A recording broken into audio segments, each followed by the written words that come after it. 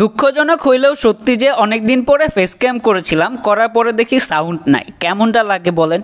আচ্ছা যাই হোক, থাম্বনেল দেখে বুঝতেই পেরেছেন আজকের ভিডিওতে কথা হবে টেকনো ক্যামন 20 প্রো কিনে। এটার যখন আমি ফুল রিভিউ আপলোড করি সেখানে অনেকেই কমেন্ট করেছিলেন এইটাতে হচ্ছে ব্যাটারি ড্রেনিং ইস্যু আছে। তাছাড়া আরও কয়েকজন বলেছেন এটা হচ্ছে স্পিকার প্রবলেম করে, আরও কিছু সমস্যার কথা বলেছেন। তো আজকের ভিডিওতে হচ্ছে সেই সমস্যাগুলোর সমাধান দেওয়ার চেষ্টা করব।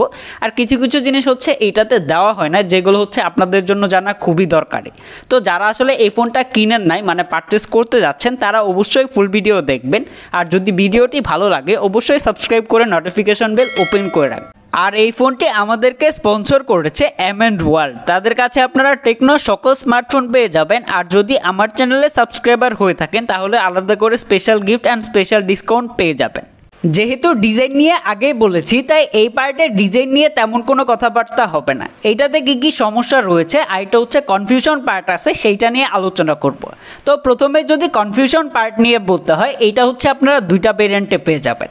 একটা হচ্ছে লেদার ব্যাগ আর এটা হচ্ছে গ্লাস্টিক ব্যাগ। অ্যান্ড এখানে হচ্ছে লেদার ব্যাগটা গ্লাস্টিক ব্যাগের থেকে বেশি প্রিমিয়াম ফিল দেয়, আর এটাতে হচ্ছে কোনো রকম দাগ পড়ে না। তবে এটার যে সাইড ফ্রেমটা আছে এটাতে হচ্ছে সহজেই দাগ পড়ে যাবে, মানে আমার হাতেরটার মতো, যার জন্য কেয়ারফুলভাবে ব্যবহার করবেন। অ্যান্ড এইখানে যে ডুয়াল স্পিকারটা দেওয়া হয়েছে এটার জন্য আমি যে প্রবলেমটা ফেস করেছি, এটা যখন আপনারা ফুল সাউন্ডে গান শুনবেন বা ব্যবহার করবেন তখন ব্যাকপার্টটা হচ্ছে ভাইব্রেট করে, যেটা পার্সোনালি আমার কাছে ভালো লাগে নাই।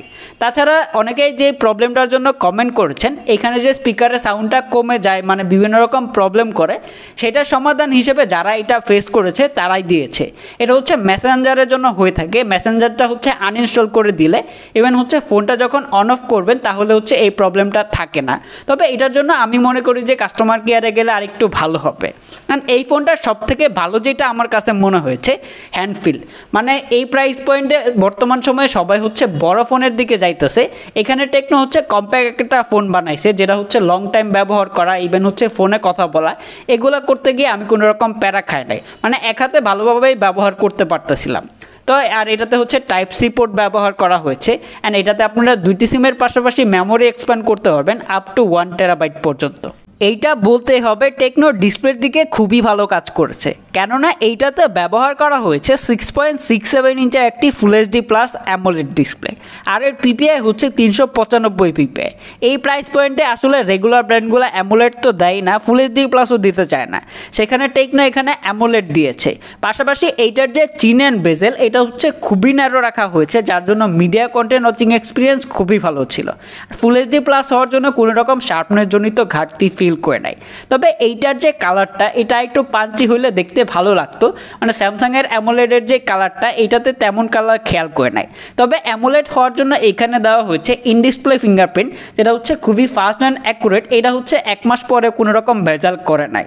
তাছাড়া যদি বলতে হয় এখানে দেওয়া হয়েছে 120 হার্টজের হাই রিফ্রেশ রেট, যার জন্য day to day multitasking, social media browsing যখন করতেছিলাম এটাতে এমন কোনো লেটেন্সি খেয়াল করে নাই। তবে কিছু জায়গাতে দেখলাম যে 120 হার্টজটা অ্যাকুরেটভাবে কাজ করে না, কিছুটা প্রবলেম করে। আর এটা পিক ব্রাইটনেস কত সেটা জানতে পারে নাই। তারপরে ডিসপ্লেটা এমনিতে যথেষ্ট ব্রাইট হয়, ইনডোর অ্যান্ড আউটডোরে খুবই ভালোভাবে ব্যবহার করতে পারবেন। তবে ডিরেক্ট সানলাইটে গেলে কিছুটা প্যারা খাবেন। তাছাড়া রেগুলার লাইফের জন্য ডিসপ্লেটা ঠিকঠাক আছে। তবে এটার কি প্রোটেকশন আছে সেটা জানতে পারে নাই। তবে এটাতে যদি প্রোটেকশন থাকতো তাহলে আরেকটু ভালো হতো, তার জন্য অবশ্যই আলাদা করে একটি গ্লাস প্রোটেক্টর লাগিয়ে রাখবেন। এই ফোনটির রেয়ারে থাকছে ট্রিপল ক্যামেরা সেট আপ, যার মেইন ক্যামেরাটি হচ্ছে 64 মেগাপিক্সেলের মেইন সেন্সর, আর এটা হচ্ছে 2 মেগাপিক্সেলের ডেপথ সেন্সর, আর এটা হচ্ছে এআই মানে আকাইমা লেন্স।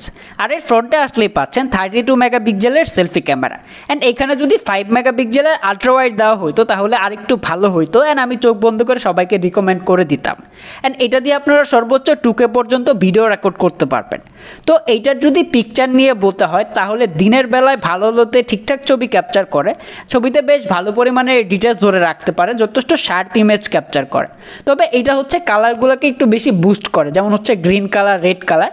তখন হচ্ছে দেখতে অতটা ভালো লাগে না। এখানে যদি আরেকটু ন্যাচারাল রাখা হইতো তাহলে দেখতে আরেকটু ভালো লাগতো।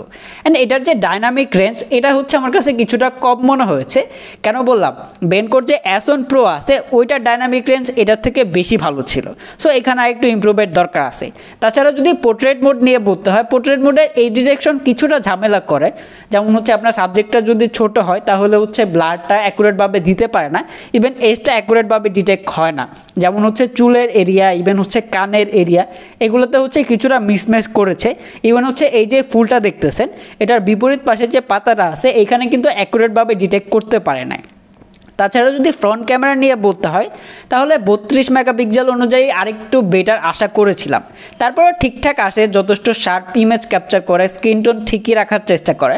পারফরমেন্স নিয়ে বলতে গেলে আপনারা জানেনই এইটাতে ব্যবহার করা হয়েছে মিডিয়াটেক হিলিও G99, যেটা হচ্ছে 6 ন্যানোমিটার আর্কিটেকচারে বিল্ড করা। আর এইটাতে আপনারা র্যাম রোম ভেরিয়েন্টে পাচ্ছেন 8GB RAM and 256GB internal storage. আর এই স্টোরেজটাই হচ্ছে UFS 2.2। পারফরমেন্সে যাওয়ার আগে এইখানে একটা জিনিস খেয়াল করেছি, যেটা হচ্ছে অনেকের জন্য বড় একটা প্রবলেম হইতে পারে, বিশেষ করে যারা কন্টেন্ট ক্রিয়েটর আছেন তাদের জন্য। এটা দিয়ে হচ্ছে আমি সাউন্ড রেকর্ড করেছিলাম, এটা হচ্ছে ডিলিট হয়ে যাওয়ার পরে এটাতে রিকভারি কোনো অপশন নাই, যেটা হচ্ছে অন্যান্য ব্র্যান্ডে আছে বাট এইটাতে নাই, যেটা হচ্ছে অনেকের জন্য না হলেও যারা হচ্ছে কন্টেন্ট ক্রিয়েটর তাদের জন্য বড় একটা প্রবলেম। তাছাড়া যদি বলতে হয় এই ফোনটা রেগুলার মাল্টিটাস্কিং, টুকটাক গেম প্লে এটার জন্য ঠিকঠাকই পারফর্ম করে, বাট এটা থেকে হচ্ছে আমি আরেকটু বেটার পারফরমেন্স আশা করেছিলাম। এটা দিয়ে হচ্ছে আমি বেঞ্চমার্ক টেস্ট করেছি, যেটা হচ্ছে সিঙ্গেল করে 705 অ্যান্ড মাল্টি করে 1829 স্কোর করে, যেখানে এর থেকে 6000 টাকা কম দামের যে নোট 30 আছে ইনফিনিক্সের ওইটা এটার থেকে বেটার স্কোর করে। এই জন্যই আমি বললাম যে এটা আসলে যতটুকু পারফরমেন্স করার কথা ছিল অতটা করে নাই। অ্যান্ড এখানে কিছুটা গ্লিচ তো আছে। তাছাড়া যদি গেম প্লে নিয়ে বলতে হয়, এটা দিয়ে হচ্ছে আমি call of duty mobile play করেছিলাম, যেটা হচ্ছে মিডিয়াম গ্রাফিক্সে হাই ফ্রেম রেটে সেট করে খেলতে পারবেন। যেখানে তাদের যে স্পার্ক 10 Pro আছে 15,000 টাকা দামের ফোন, সেটাতে হচ্ছে সেম গেম প্লে করা যায়। তবে এটাতে কিছুটা স্মুথ ছিল, ওই রকম কোনো ল্যাগ বা হিকাপের দেখা পাই নাই, বাট এইখানে আরেকটু হাই গ্রাফিক্সে গেম প্লে করতে পারলে ভালো হইতো। তাছাড়া এটা দিয়ে আমি Asphalt 9ও খেলেছিলাম, গেম প্লে ভালো ছিল, কোনো রকম ল্যাগ বা হিকাপের দেখা পাই নাই, বাট গাড়িগুলো যখন ক্র্যাশ করে তখন কিছুটা ফ্রেম ড্রপের দেখা পেয়েছি। এমনিতে ফ্রি ফায়ার 2D 3D যে গেমগুলো আছে সেগুলো খুবই ভালোভাবে খেলতে পারতেছিলাম, তেমন কোনো ল্যাগ বা হিকাপের দেখা পায় নাই। বাট টানা হচ্ছে 1 ঘন্টা গেম প্লে করলে উপরের পাশে কিছুটা হিট হয়, এটা খেয়াল করেছি। সফটওয়্যার পার্টে এইটাতে ব্যবহার করা হয়েছে অ্যান্ড্রয়েড 13 অ্যান্ড iOS 13। iOS 13 আগের থেকে অনেকটা ক্লিন অ্যান্ড ব্লোটার ফ্রি।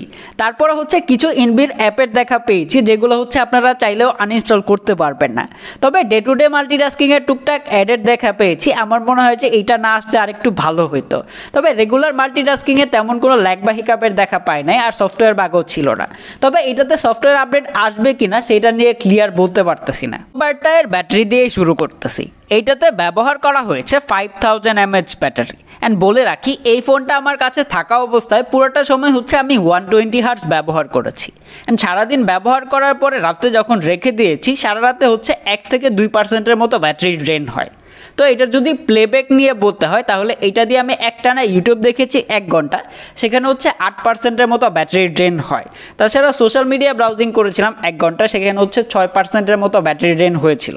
আর যদি গেম প্লে নিয়ে বলতে হয় তাহলে এটা দিয়ে আমি Asphalt 9 and call of duty mobile play করেছিলাম। কল অফ ডিউটি হচ্ছে টানা 1 ঘন্টা প্লেব্যাক করে হচ্ছে এটা দিয়ে হচ্ছে 10%-এর মতো ব্যাটারি ড্রেন হয়। ইভেন হচ্ছে এটা দিয়ে যখন হচ্ছে call of duty mobile play করেছি সেখানে হচ্ছে 9%-এর মতো ব্যাটারি ড্রেন হয়। তাছাড়া হচ্ছে ছবি তোলা বা অন্যান্য যে কাজগুলো আছে সব কিছু মিলিয়ে হচ্ছে যে 6 ঘন্টা 6.5 ঘন্টার উপরে স্ক্রিন অন টাইম পেয়েছি 120 Hz ব্যবহার করলে।